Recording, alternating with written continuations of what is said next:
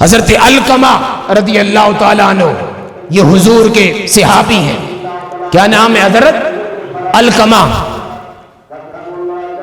آپ کا عالم یہ تھا کہ آپ نہایت عابد اور زاہد تھے، عبادت گزار تھے، اللہ کی اطاعت کرنے والے تھے، صدقات و خیرات کرنے والے تھے، نمازیں پڑھنے والے تھے. حال یہ تھا، مگر جب وقت نزا آیا، وفات کا وقت آیا، تو آپ کی زبان سے کلمہ طیبہ جاری نہ ہوا. صحابی رسول کوئی عام شخص نہیں، عابد سے ظاہر تھے، نمازیں پڑھنے والے تھے، روزہ رکھنے والے تھے، حج کرنے والے تھے، زکات دینے والے تھے. عمل یہ تھا صحابی رسول، آپ ان کے مقام کا اندازہ کر سکتے.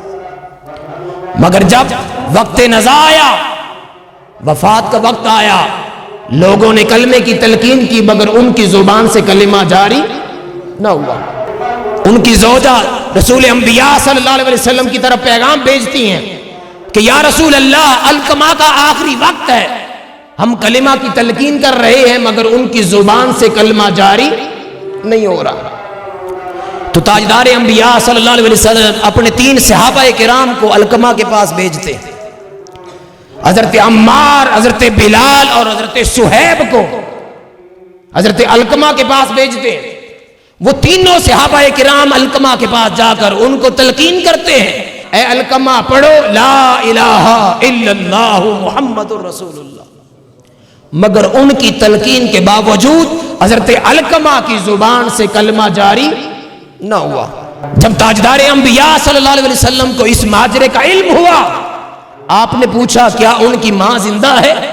تو صحابہ کرام نے عرض کیا یا رسول اللہ، ہاں علقمہ کی ماں بوڑھی ہے اور وہ زندہ ہے. آپ نے ان کی ماں کی طرف پیغام بھیجا اور کہا کہ اے علقمہ کی ماں، اگر ممکن ہو تو میرے پاس آئیے، اور اگر آپ نہیں آ سکتی تو میں خود آپ کے پاس آتا ہوں. وہ بوڑھی ماں نے جب حضور کا پیغام سنا تو لاٹھی کے سہارے چلتی چلتی حضور کی بارگاہ میں پہنچتی ہے. تاجدار انبیاء صلی اللہ علیہ وسلم فرماتے ہیں کہ اے علقمہ کی ماں، بات سچی سچی کرنا، اگر آپ نے بات غلط کی تو رب کائنات مجھے وحی کے ذریعے سب کچھ بتا دے گا. وہ عرض کرتی ہیں یا رسول اللہ کیا بات ہے، آپ کیا معلوم کرنا چاہتے ہیں، کیا پوچھنا چاہتے ہیں؟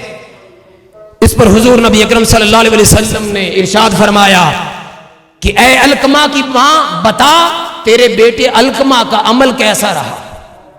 کیا سوال کیا کہ تیرے بیٹے علقمہ کا عمل کیسا رہا؟ وہ عرض کرتی ہے یا رسول اللہ، وہ کثرت سے نمازیں پڑھتا تھا، وہ کثرت سے روزے رکھتا تھا، وہ کثرت کے ساتھ صدقات و خیرات کرتا تھا. آقا میرے بیٹے علقمہ کی زندگی تو ہر وقت عبادت میں گزری، زہد میں گزری، اللہ کی اطاعت میں، اللہ کی فرما برداری میں گزری. کبھی وہ روزے میں ہوتا، کبھی وہ صدقات و خیرات کرتا، وہ نمازیں پڑھنے والا تھا، قرآن کی تلاوت کرنے والا تھا، کثرت کے ساتھ صدقات و خیرات کرتا تھا.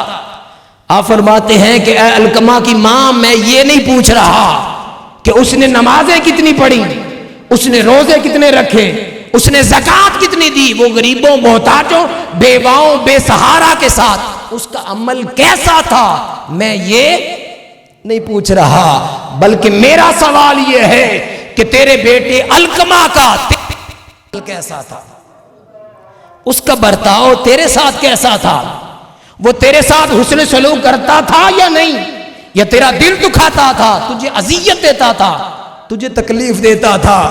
اس کی آنکھوں سے آنسو جاری ہو جاتے ہیں اور عرض کرتی ہیں یا رسول اللہ، میرے بیٹے علقمہ کا میرے ساتھ برتاؤ اچھا نہ تھا.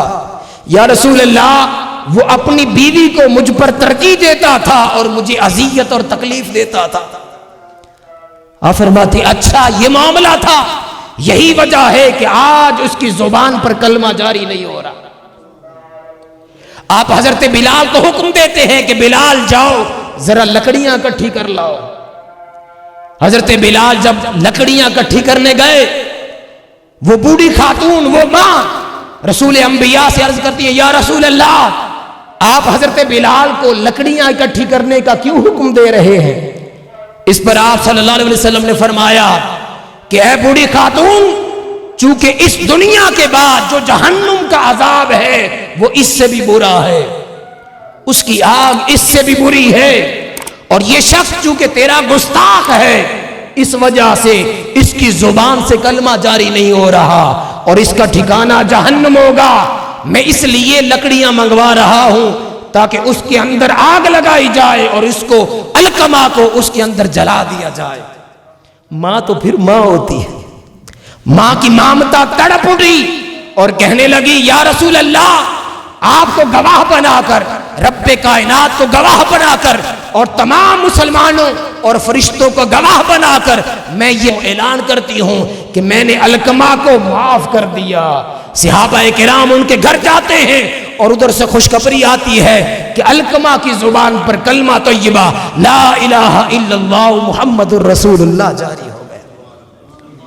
تو والدین کی بے ادبی اتنا بڑا گناہ ہے، گناہ کبیرہ تو ہے ہی مگر اتنا بڑا گناہ ہے کہ مرتے وقت اس شخص کو کلمہ نصیب بھی نہیں ہوتا۔ تو حاضرین محترم، آج وقت ہے کہ ہم اپنے ماں باپ کی قدر کریں، ان کی خدمت کریں، اور ان کی خدمت کر کے جنت کو حاصل کر سکتے ہیں۔ اور اگر آج ہم نے یہ موقع گنوا دیا تو خدا کی عزت کی قسم ہم نمازیں پڑھیں، روزہ رکھیں، حج کریں، زکوٰۃ دیں، یہ سارے اعمال ممکن ہے کہ سارے غارت جائیں، اللہ کسی کو بھی قبول نہ کرے اگر ماں باپ کے گستاخ ہو گئے۔ تو آج وقت ہے کہ ماں باپ زندہ ہیں تو ان کی خدمت کریں، ان کی خدمت کریں، ان کی خدمت کر لی، خدا کی عزت کی قسم اللہ اس دنیا میں بھی نوازے گا اور مرنے کے بعد بھی نوازے گا۔